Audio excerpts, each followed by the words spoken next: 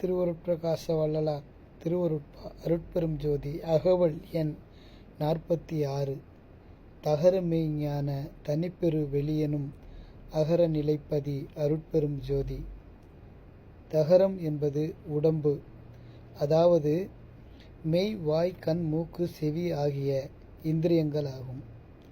அகர நிலைப்பதி என்பதில் அ என்பது உயிர், அதாவது ஜீவன்.